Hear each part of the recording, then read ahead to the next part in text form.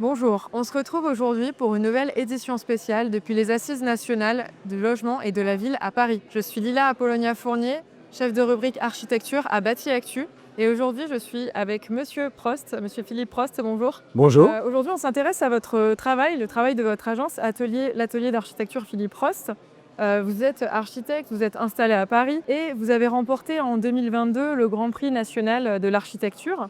Votre travail, si on pouvait le résumer, je dirais qu'il marie élégamment patrimoine et architecture contemporaine. Vous vous attachez à mettre en œuvre des matériaux dits pérennes. Vous avez fait de grandes choses dans l'architecture française. Vous avez réhabilité par exemple en 2004 la citadelle Vauban en Bretagne et l'hôtel de la Monnaie de Paris en 2017. Mais aussi, on vous connaît pour avoir créé l'Anneau de la mémoire en 2014 dans le Pas-de-Calais. C'est un ouvrage en ellipse qui rend hommage auprès des 600 000 soldats qui sont morts au front durant la Première Guerre mondiale. Votre pratique, elle est soucieuse de magnifier, je dirais, une mémoire qui est sociale et architecturale. Et c'est d'ailleurs ce que vous racontiez lors d'une récente exposition que vous avez tenue à la Cité de l'Architecture et du Patrimoine. Je voulais savoir en quoi la mémoire est-elle un fil rouge dans votre travail. Alors, le titre de l'exposition, c'était La mémoire vive. Pourquoi la mémoire vive? Parce que pour moi, la mémoire est partout, elle est vivante. Elle est là, elle nous inspire. Et d'ailleurs, quand vous parlez de faits récents, de faits plus anciens. Et on se nourrit de cette mémoire. Et en matière d'architecture, elle induit un rapport au temps, à l'espace-temps, c'est-à-dire à ce qui caractérise toutes les situations bâties et bâtiments qui ne sont pas des instantanés, mais des ensembles qui se sont constitués au fil du temps, qui ont évolué, qui se sont transformés et dans lesquels aujourd'hui on vit, on pratique, on réfléchit à leur évolution. Donc pour moi, la mémoire irrigue tout. Et d'ailleurs, les neuroscientifiques l'ont prouvé.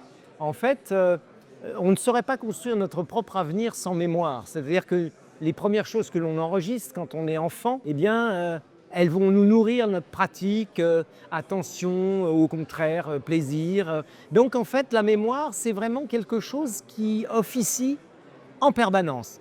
Et dans l'architecture, puisque l'architecture, c'est des bâtiments, des situations construites, Qui sont faits pour durer longtemps. qui sont faits, il faut l'espérer, pour durer longtemps, eh bien forcément, ces bâtiments, comme des êtres vivants, ont été amenés à connaître toutes sortes de situations d'évolution, de transformation. Et donc si on ne s'intéresse pas à leur mémoire, c'est un peu comme si un médecin ne s'intéressait pas à vous et considérait qu'il allait faire quelque chose en négligeant totalement de savoir qui vous étiez, d'où vous veniez, quel était votre état de santé.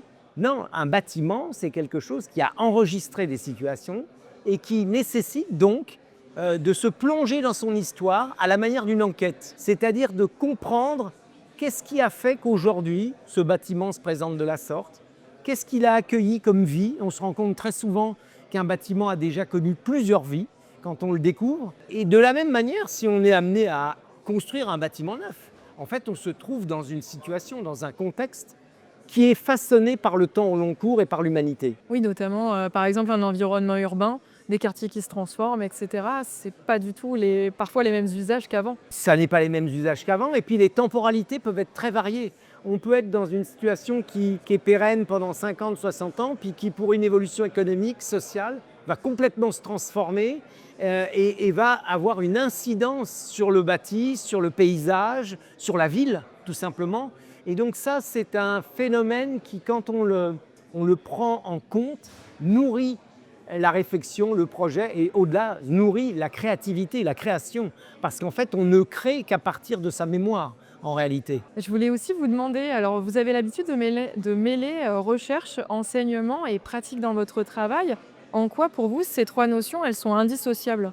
Pour moi, elles sont indissociables parce que, par exemple, l'architecture est une recherche, une quête de telle ou telle dimension, de tel ou tel enjeu. L'enseignement, c'est au-delà de l'enseignement scolaire, c'est la manière de transmettre, c'est la médiation, c'est comment on s'exprime, comment on essaye de faire partager une idée, ou comment on explicite une situation ou un bâtiment pour qu'il soit mieux compris et qu'on puisse lui proposer un nouvel avenir. Et vous-même, vous avez aussi tiré des enseignements, même de votre propre pratique ou de celle des autres? Oui, évidemment, on se nourrit de la pratique des autres, de ceux avec qui on évolue. Et puis la recherche, c'est fondamental. J'ai commencé par faire de la recherche avant de me lancer dans l'architecture. D'ailleurs, pas de mon fait, du fait de mes premiers clients. Et en fait, j'ai d'abord fait de la recherche qui m'a forgé ce goût de la recherche pour la découverte. Parce que quand on cherche, on finit toujours par trouver des choses auxquelles on ne s'attendait pas. Et il y a quelque chose de fiévreux, comme un peu l'enquêteur ou l'enquêtrice ou la journaliste qui cherche à savoir la vérité ou qui cherche à comprendre ce qui s'est passé. Et du coup, la recherche, on la retrouve dans la pratique du projet, dans la pratique de la création, parce qu'on découvre un élément qu'on avait ignoré, on comprend quelque chose qu'on n'avait pas compris au début, et les choses s'ordonnancent autrement. Donc recherche, enseignement, pratique. La pratique se nourrit de la recherche, l'enseignement se nourrit de la pratique. C'est un cercle vertueux où les échanges se déroulent sans cesse à différentes échelles, dans différentes configurations. Et pour moi, se priver de l'une ou de l'autre, ce serait un peu comme se couper un bras d'une certaine façon. Et puis aussi, vous avez travaillé régulièrement sur des bâtiments militaires et du coup, c'est ça aussi, c'est la recherche qui est essentielle, j'imagine, pour bien comprendre la mémoire, le passé de ces bâtiments. Oui, et les bâtiments militaires enseignent une logique de rigueur, d'économie de moyens, de recherche d'une pérennité maximale, plus qu'une pérennité, une résistance au choc. Donc ce type d'architecture, par exemple, a en lui la recherche d'un schéma statique parfaitement équilibré, que rien ne peut faire bouger. Ce n'est pas toutes les architectures qui posent ces questions. Ce sont aussi des bâtiments signaux, j'imagine. Enfin, ça renvoie Ce aussi sont une image. aussi des bâtiments qui ont une forte présence, qui s'intègrent dans un paysage, dans un territoire, qui travaillent avec les matériaux de ce territoire et qui, de fait, s'y intègrent, s'y inscrivent en douceur, même si leurs formes sont fortes et puissantes. Du coup, quand on en parle, la réhabilitation de l'existant, elle est extrêmement présente dans votre pratique. C'est une activité majeure de votre agence.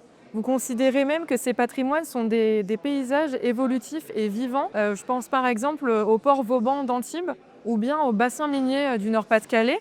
Comment est-ce qu'on peut mieux les protéger aujourd'hui? Alors aujourd'hui, oui, je parle, c'est une notion de l'UNESCO, le paysage culturel évolutif et vivant. Ça veut dire que c'est un paysage culturel, c'est un paysage qui est le reflet d'une humanité, qui est évolutif parce que il n'a jamais cessé d'évoluer et il est vivant parce qu'il contient du vivant, des êtres humains, mais pas que des êtres humains. Et cette notion, pour moi, elle est très forte parce qu'elle parle d'une forme de continuité et de transformation.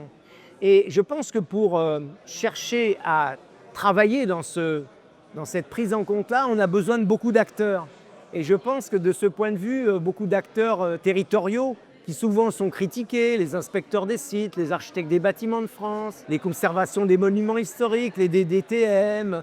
Chacun de ces organismes publics, en fait, ou de ces acteurs publics, cherchent à leur manière à préserver ce qui doit l'être ou à envisager ce qui peut advenir. Et je pense que pour penser le paysage culturel évolutif vivant, l'architecte, l'urbaniste ou la paysagiste ne peuvent pas agir seuls. C'est un travail d'équipe avec un écho public, mais ça veut dire aussi être capable d'entraîner avec soi le public, les gens qui vivent là, et de faire partager cette passion ou ce goût pour son territoire, pour son architecture, ou la capacité de se l'approprier. C'est ce que je disais tout à l'heure à la tribune.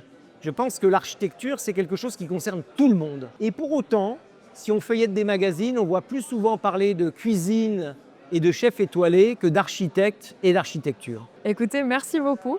Ce sera le mot de la fin. Merci d'être venu parler sur notre plateau et on se retrouve très vite pour de nouvelles vidéos sur Bâti Actu.